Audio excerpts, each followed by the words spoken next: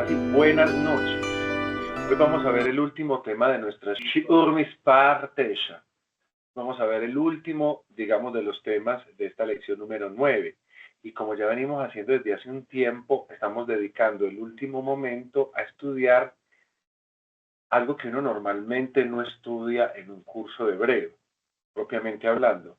Yo me refiero al tema de los acentos, que hemos iniciado hace un par ya de lecciones, no, muchas lecciones atrás.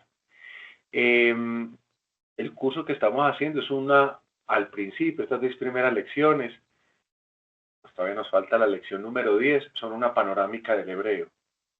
La profundización comenzará después, pero ya tenemos como una especie de estructura de todos los elementos que pueden aparecernos, por ejemplo, en un texto hebreo.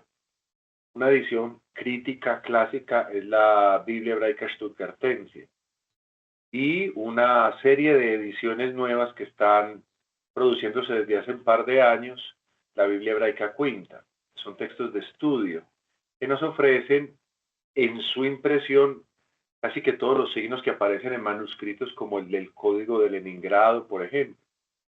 Y bajo ese punto de vista, entonces, ¿por qué estoy enseñando algo que normalmente, pues en las lecciones de hebreo no se aprende? Porque uno se dedica más que todo a lo fonético y a lo gramatical, ¿no? A intentar traducir la lengua. Yo traigo esto por varias cosas. Primero porque, como lo dije cuando comenzaba con este tema, para que el texto bíblico que vemos en una Biblia, por ejemplo, de estudio como las que cité ahorita, no nos sea como o tan difícil o tan antipático, porque claro, uno ve no solo las letras hebreas, los caracteres hebreos, sino que aparte de los signos habituales vemos una cantidad de signos alrededor, al final de una palabra, al principio de una palabra, por debajo, que uno dice, pero ¿qué es todo esto? ¿Qué hago con todo esto? Entonces, mi idea no es que, por ejemplo, en el semillero se tengan que aprender de memoria las cosas, pero sí que cuando observen esas cosas sepan, esto es un acento, y yo sé que ese acento está ayudándome a X cosa en particular. Entonces, por eso, el último tema de las lecciones yo lo dedico a los acentos. Como los acentos son tantísimos, entonces se pueden ir dando poquito a poco en cada una de las lecciones que vamos viendo. Pues aquí vamos a tener en la VAV, que es el número que vamos a trabajar el día de hoy, el tema que nos reúne, los acentos de los libros narrativos. Vamos a trabajar un acento que lo llamaremos, no sé si logras leer desde ahí de la pantalla lo que dice. Muy bien. El acento que recibe el nombre Zakef. Vamos a profundizar solo en este elemento y no es una lección tan amplia o tan larga como por ejemplo la anterior. Es simplemente vamos a reconocer un pequeño signo que nos encontramos en los manuscritos o en las Biblias que imprimen también estos signos tomados de los manuscritos. El sistema de acentuación tiene muchas tradiciones, tiene, digámoslo así, muchas hipótesis, mucha teoría. Los estudiosos nos han ofrecido un mundo de páginas al respecto. Yo aquí lo que voy a hacer es sintetizar, tratar de mostrar como lo esencial y sobre todo lo que puede ser más útil para nosotros en este estadio de nuestro aprendizaje. De todo esto se puede profundizar siempre más. Las tradiciones, por ejemplo, que mantuvieron viva la lectura de los textos hebreos, nos han enseñado de estos acentos diversas cosas. Entonces, la tradición de una parte del judaísmo nos dice a veces algo y otra tradición de ese mismo judaísmo nos dice muchas veces algo más o algo opuesto a esto que estamos viendo. Entonces aquí yo lo que hago es, a partir de lo que los gramáticos, los estudiosos han logrado como ir abstrayendo de toda esa información, trato de traer los elementos y los puntos esenciales. ¿Qué vamos a decir de este acento de los libros narrativos? Primero que todo lo llamamos Zakef. Como tú ves aquí tenemos la transliteración, ¿no? Letra por letra aparecen acá transliterados. Simplemente esto es como cuestión de que nos vamos acostumbrando a no a leer esto, pero sí a leer esto. Tú de hecho ahorita leíste Zakef sin ningún problema. Pero también que nos acostumbremos que muchas veces podremos no tener la oportunidad de escribir así y nos va a tocar escribir así. sabiendo entonces qué cosa corresponde a cada uno de ellos. Pues eso es lo que estamos haciendo desde el principio de este curso, aprendiendo a transliterar. A ver, la palabra Zakev. La palabra Zakev normalmente la encontramos tanto en hebreo como en arameo. Estas nomenclaturas casi siempre son arameas. Pero aquí hay una coincidencia y buena coincidencia, que esto puede funcionar. Las tres consonantes, recuerda que con consonantes formamos los verbos, como kataf. Con las tres consonantes se forma un verbo y este verbo normalmente tiene el valor de estos significados, levantar o enderezar. A ver, ¿qué quiere decir entonces o por qué se llama este acento Zakev? En línea con todos los temas desarrollados hasta el momento sobre los acentos, aparece este acento que lo llamaremos disyuntivo.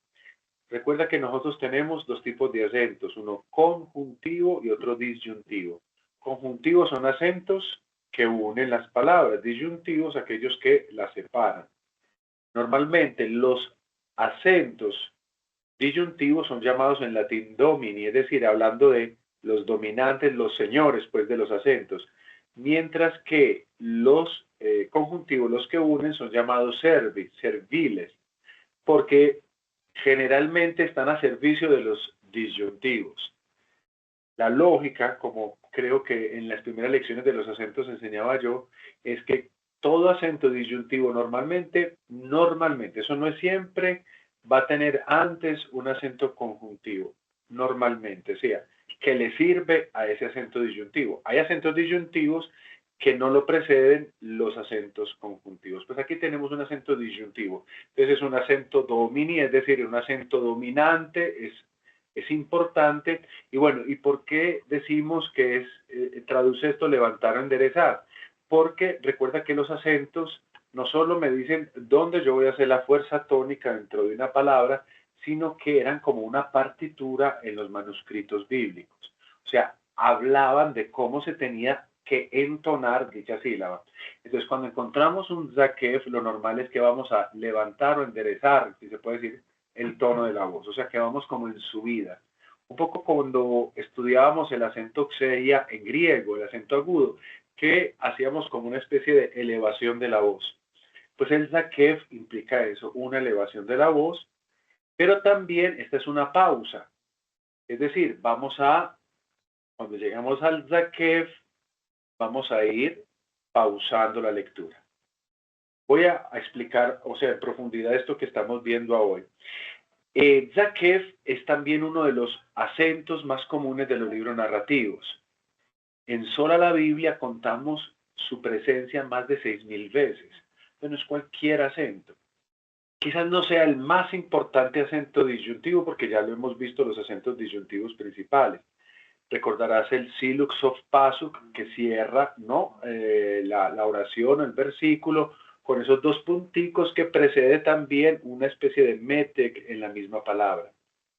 Te recordarás del Atanaj, lo recordábamos la semana pasada, que es como el triangulito, como la forma de la lambda mayúscula. ¿Qué hace? Dividir todo ese versículo en dos partes.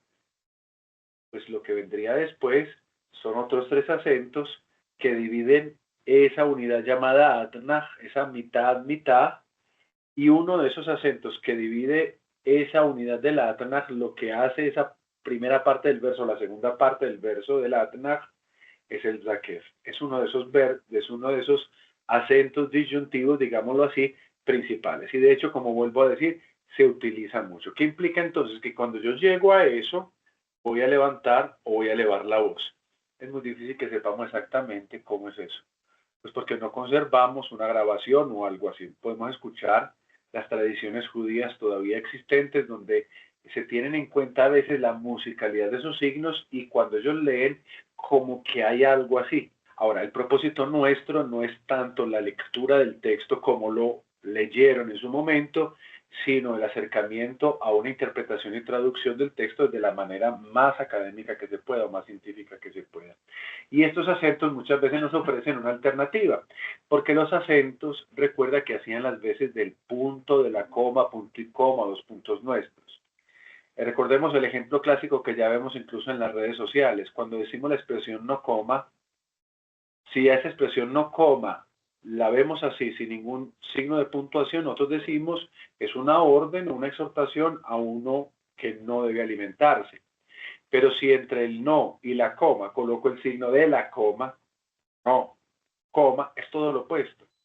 Estoy diciendo a alguien que coma. Entonces, claro, ¿qué hacen los acentos? Los acentos también nos pueden ofrecer en algunos momentos lo que para nosotros serían los signos de puntuación, que dan sentido a una frase. No siempre estos acentos están colocados en el punto justo como para uno saber hasta aquí va la oración o no va la oración. Porque vuelvo a decir, esto no es solo cuestión de dividir las frases, también es una cuestión de musicalizar lo que se lee.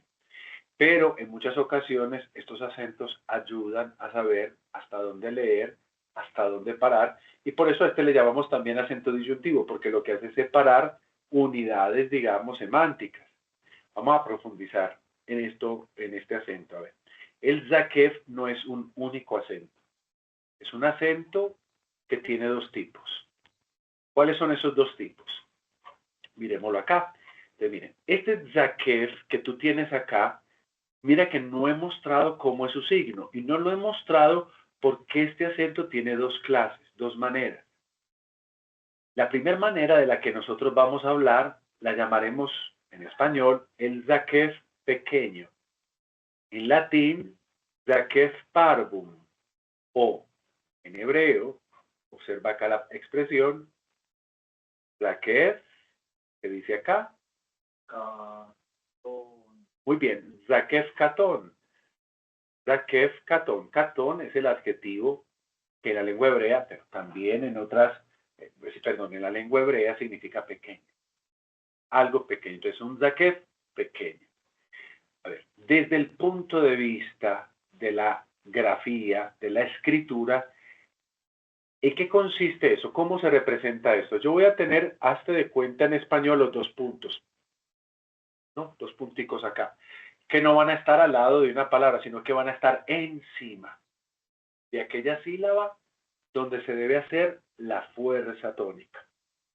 Entonces se trata de dos puntos diacríticos verticales, como nuestros dos puntos en español, que los voy a ubicar en la sílaba donde voy a colocar el acento.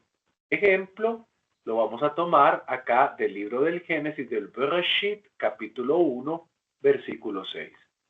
¿Cuál es el zakef katón? Aquí está, ¿no? Entonces observamos dos puntos ubicados en esta palabra. Leamos todo esto para que hablemos un poco más de él. Leamos acá. Vayomer Elohim. Y dijo Dios. Mira dónde está el acento. Mira que tiene como mucho sentido. Dos puntos disyuntivos. Claro, cuando yo digo en español y dijo Dios, normalmente coloco dos punticos. Entonces como separo. Es como que estuviera separando. Ahora, es cierto que aquí es un ejemplo que coincide con el español. ¿Yo qué hago en español? Coloco estos dos punticos, los coloco acá y ahí quedó la cosa, traduciendo, obviamente. Como estos dos punticos que tengo acá, ¿no? Que anuncian algo. Ahora, ¿estará siempre en esa misma configuración? No. ¿Dónde tienen que estar? En la parte de encima y, en este caso, en la sílaba que recibe la fuerza tónica. Aquí está. Elohim. Vayomer Elohim. Ahí está. ¿Qué podemos decir más de esto? Usualmente, este acento que nosotros llamamos zakef katón y zakef katón, porque son simplemente estos dos puntos, usualmente va a estar precedido por un acento conjuntivo. Yo te decía ahorita, ¿no? Acento disyuntivo o dominante, domini, precedido por un acento conjuntivo. Este no lo veremos hoy, este lo veremos al final de la próxima lección, que se llama el munaj o munaj, como dicen algunos. Aquí está. ¿Qué me dice esto? Que esta palabra debe leerse con esta.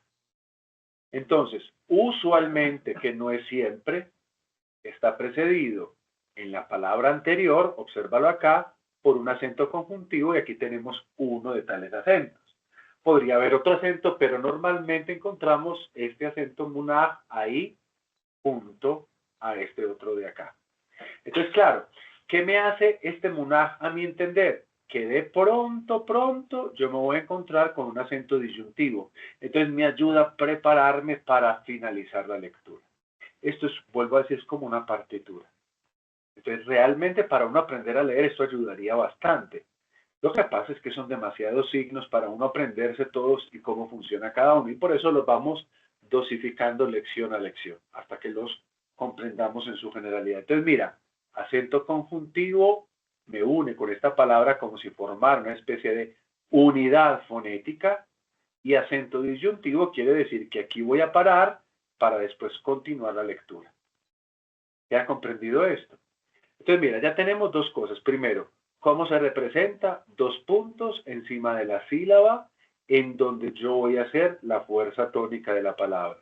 Normalmente se colocan en la última sílaba si esa palabra requiere el acento ahí. Y precedido habitualmente por un acento que llamamos conjuntivo, que lo estudiaremos la próxima vez, porque de esa manera repasaremos este acento, ya que es catón, y comprenderemos bien la función del munaj. Digamos otra cosa más.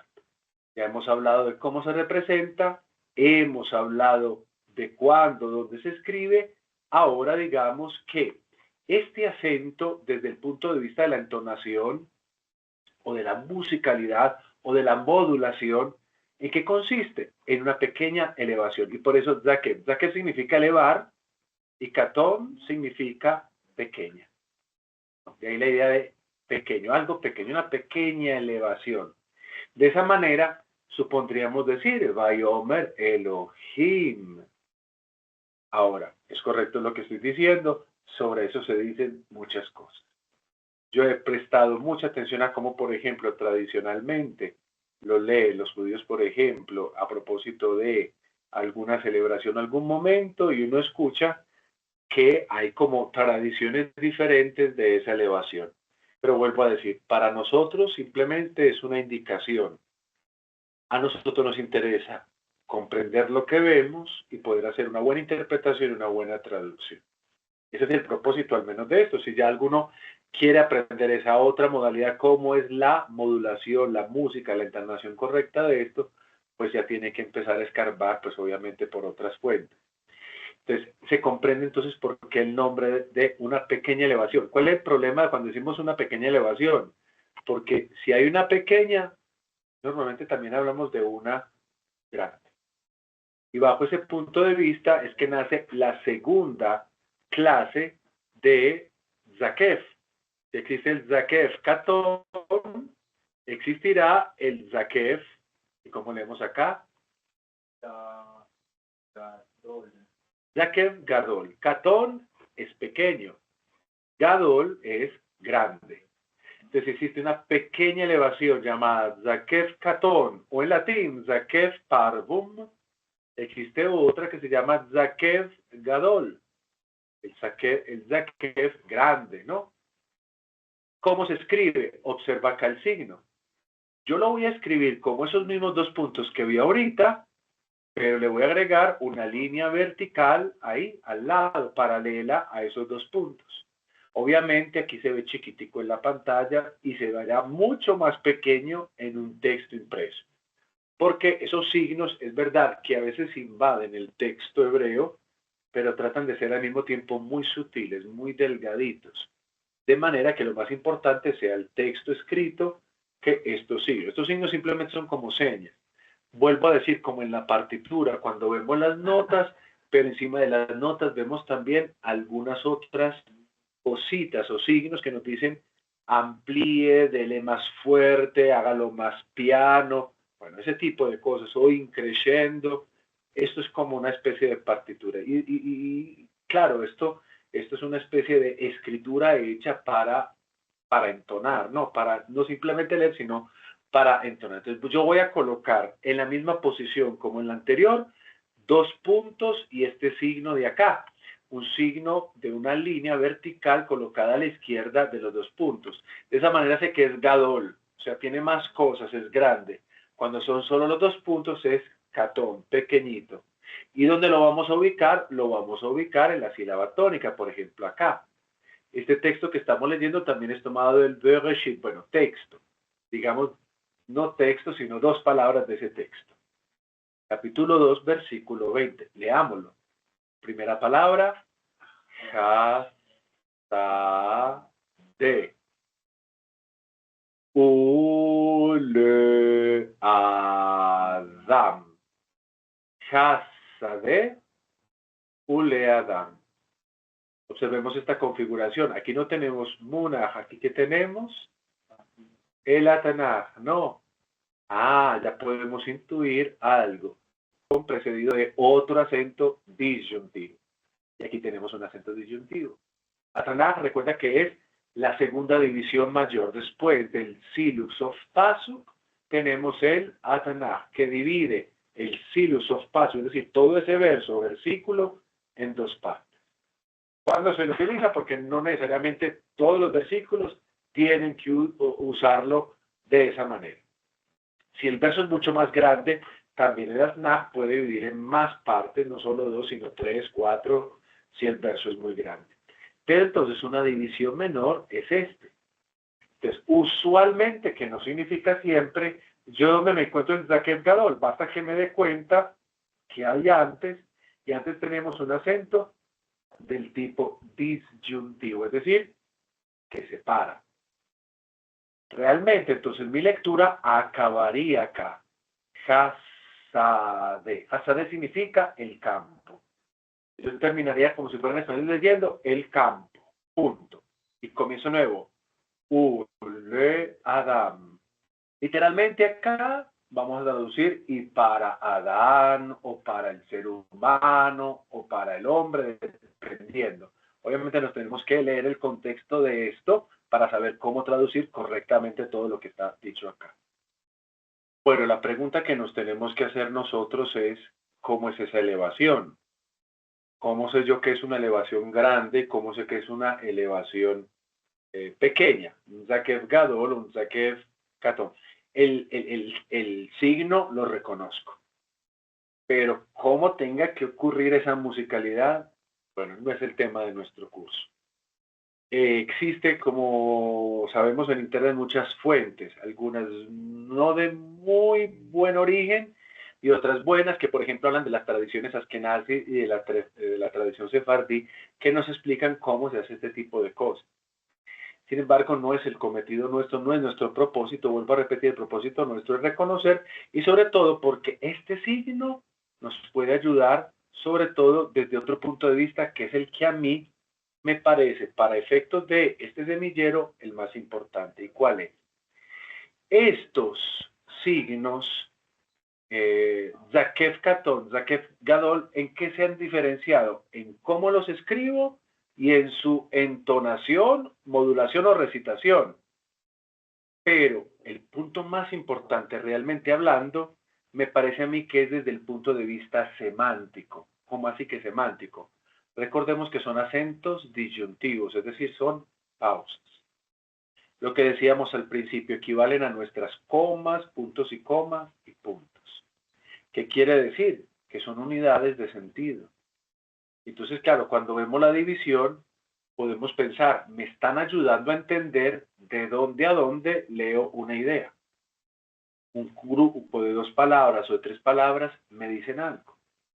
Cuando tú lees, por ejemplo, en español, uno sabe si la persona está entendiendo porque lee lógicamente. Incluso si no aparecen comas, lee lógicamente. Aquí nosotros tenemos unos signos que nos ayudan a leer lógicamente el texto en hebreo. Y por eso, si la diferencia está en cómo modulamos, cómo entonamos y cómo escribimos Zakev Katón de Zakev Gadol, entonces el punto común de ambos es que desde el punto de vista semántico, ambos Zakev o el Zakev en general me sirve para dividir en dos toda esa unidad que nosotros tenemos desde que inicia el versículo hasta que me encuentro el primer Atanaj. Entonces, ¿yo aquí qué hice? Aquí el Atanaj es como un punto, ¿cierto? Y digamos que en la mitad me encuentro un Zakev, que me dice que yo puedo dividir todo este verso en dos partes. Una tiene sentido y la otra tiene sentido. Y a partir de la Tanaj hasta que llegamos al Siluk Sof Pasuk, en la mitad me puedo encontrar otro Zakef. Y ese Zakef, ¿qué me está diciendo? Que debo de parar ahí, que todas estas palabras que están hasta este Zakef tienen sentido por sí mismas y que lo que viene después también va a tener otro sentido. Todo está conectado, es verdad, pero cada partecita tiene su propio sentido. Entonces, el Atanaj, lo recuerdo, como lo decía ahorita, es el principal acento disyuntivo luego del Siluk Sof Pasuk, que divide el Siluk Sof Pasuk, esa unidad que llamamos versículo, en dos partes. Me parece esto es un sistema genial, inteligentísimo, porque es que estamos hablando de unas épocas en que pensar en estas cosas, pues yo pienso que no es fácil.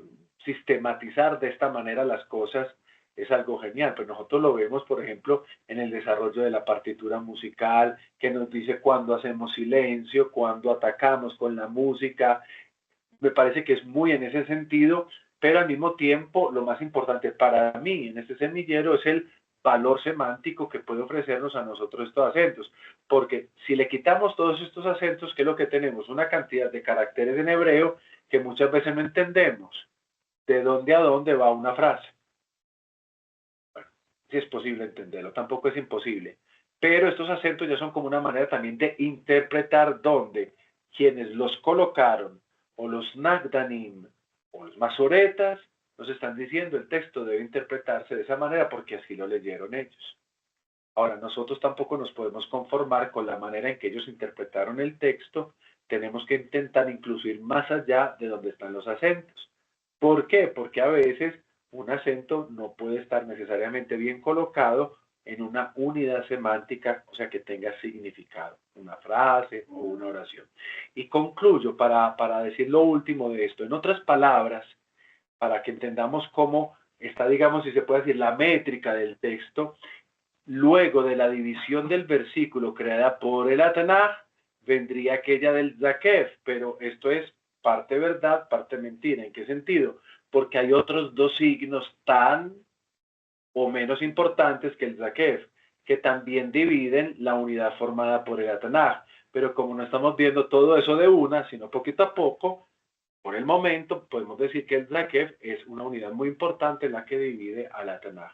Miremos eso en un texto, así como nos lo vamos a encontrar. Esto es lo que, digamos, yo quiero expresarte cuando tú coges la Biblia. Tú vas a encontrar un texto como lo ves acá. ¿Qué ves en este texto? Que estamos tomando del libro Bereshit, capítulo 2, versículo 20. Como tú observas, todas las consonantes las comprendemos, ¿no? Los signos los reconocemos. Y al mismo tiempo, los signos de abajo, los signos vocálicos, también los reconocemos. Y por tanto, podemos leer. Sin embargo, por fuera de eso tenemos otra serie de signos, como por ejemplo en la primera palabra mira este signo de acá, mira en la segunda palabra este signo, mira en la tercera palabra este signo de acá, mira en la siguiente palabra este signo de acá, y así sucesivamente. O a veces están por debajo, como por ejemplo tenemos acá. Reconocemos tranquilamente el Siluk Sof Pasuk, que termina en este caso el versículo 20. Vamos a reconocer dónde está nuestro primer Zakef. ¿Dónde lo ves?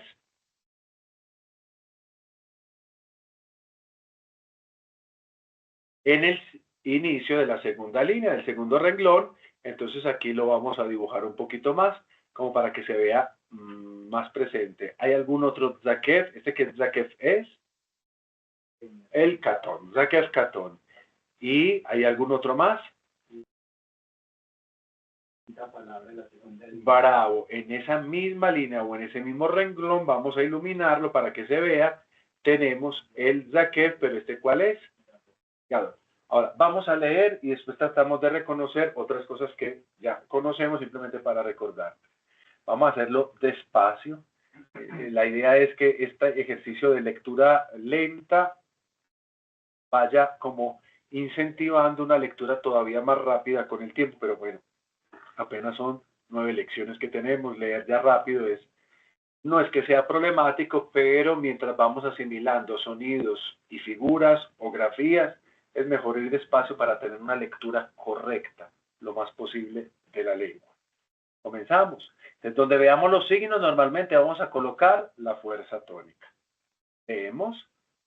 Vaikra. Ja. Mira aquí el primer signo que nosotros ya conocemos, el metek. Frenamos la lectura. Ja, Adam, Shemot. Lejol. Mira acá el otro signo que lo conocemos, el makef, que une las palabras como si fueran una única palabra. Lejol Jabeshema. Mira el acento acá, ¿no? ¿Y qué es esto de acá? La preposición por para o por, ¿no? Bueno, estamos leyendo muy bien, estamos interrumpiendo la lectura cuantas veces nos está dando el placer. Vamos a leer de nuevo hasta ahí.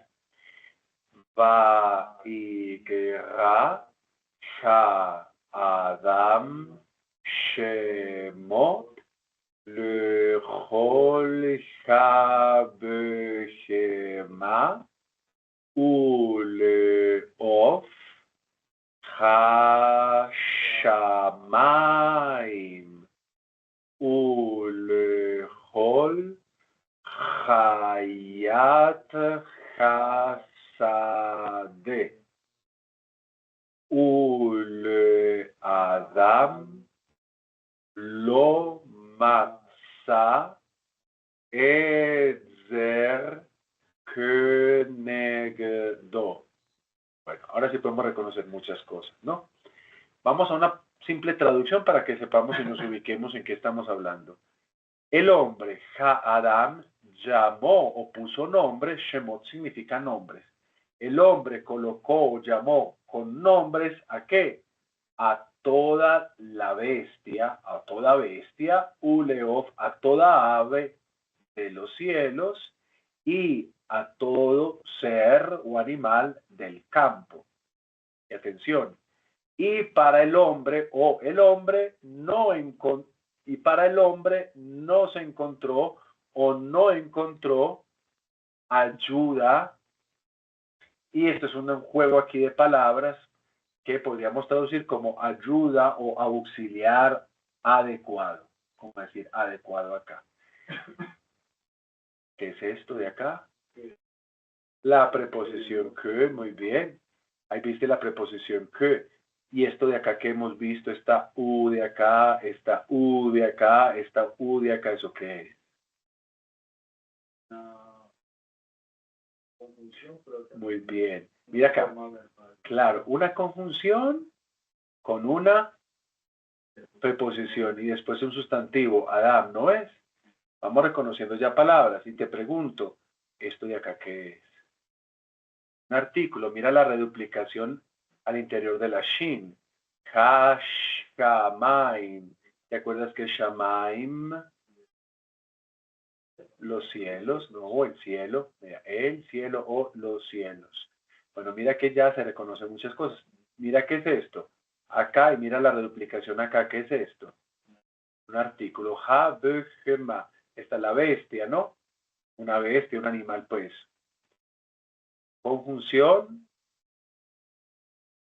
preposición, sustantivo. Bueno, reconocemos muchas cosas, pero lo que nos interesa en este caso es, vamos a los signos de puntuación. De aquí arriba no conocemos nada porque no los hemos visto aún. De acá abajo reconocemos el METEC, que propiamente no es un signo de acento, porque el acento se hace acá, sino que nos frena la lectura. Esos signos que nos ayudan a frenar la lectura por alguna razón u otra. Y que normalmente cuando están al lado de Kames Rahaf nos dicen esto se tiene que leer como una A. O aquí, por ejemplo, recuerda que como el artículo reduplica el interior, entonces, para evitar esta lectura ligera, ja, porque Aleph no suena, entonces me dice, ja, ese es el freno, ¿no? Me ayuda a leer bien. Bueno, de aquí, si reconocemos, Zakef Katón. ¿Qué se nos decía del Zakef pequeño o Zakef Parvum? Se nos decía que estaba precedido por un acento conjuntivo. Mira acá el munaj, ¿no? Entonces yo tengo que leer Uleof Hashamaim. Acento conjuntivo y Zakef. O sea que aquí paro. No es una grande parada, vamos a mirar si sentido tiene esto. Y dijo el hombre nombres. Es como decir, y el hombre colocó nombres. A toda bestia, y atención, y para colocó o llamó, le dio nombre al ave o a las aves. Es un, digamos, es un título, es un colectivo, esa palabra, a las aves del cielo. Y a todo ser del campo. Es una unidad de sentido. Puede que no sea la frase completa, pero está reuniendo qué palabras. Está reuniendo la palabra y para las aves del campo. Y aquí la separo. Y para todo ser, digo, mira que aquí está el Atanaj. ¿Qué hizo el Atanaj? Limitó una unidad de sentido acá, hasta acá. ¿Y dónde la partió? La partió acá, con el Zakef Katón. Empezamos inmediatamente con el Zakef Gadol. Para el Zakef Gadol debe de estar precedido por un signo disyuntivo. Y el Atanaj es el mayor signo disyuntivo del Siluk Sof Pasuk. Entonces aquí yo comienzo. Y para el hombre, ¿qué pasó con el hombre? No encontró. Literalmente traducido es como no se encontró. Para el hombre, ¿qué? Esto significa una ayuda o un auxiliar que negó. ¿Me puedes decir esta O de acá al final? ¿Eso qué será? Tiene como cara de qué? De una persona, un sufijo pronominal. Y esto es una preposición con sufijo prenominal. No hemos visto es un sustantivo con sufijo prenominal.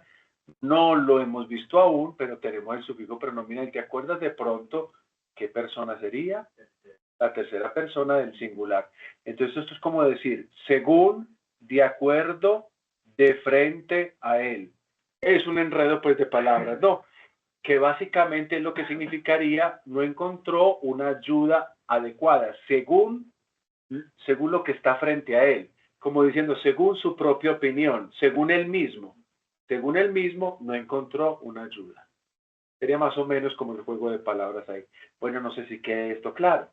Bueno, entonces la invitación es, como tarea, coger el texto, el manuscrito o la edición impresa, puede ser la del código de Leningrado, en la Biblia hebraica Stuttgartense, en la Biblia hebraica Quinta, que tenemos aquí en biblioteca, y empezar a reconocer todos estos signos vocálicos, estos acentos, porque nos va a ayudar como también a entender de dónde a dónde tenemos que leer algo, porque mientras no sepamos, por ejemplo, qué significa cada cosa, entonces posiblemente las unidades de sentido se nos pierdan. Y aquí los acentos también son unidades, no siempre, pero la mayor parte de las veces son unidades semánticas, como lo acabamos de comprobar. Por ejemplo acá, y para el hombre, paramos. No se encontró una ayuda según él o según lo que él piensa o según lo que él tiene delante de sí. Bueno, esto es todo por hoy. Que Dios te pague. Muchas gracias.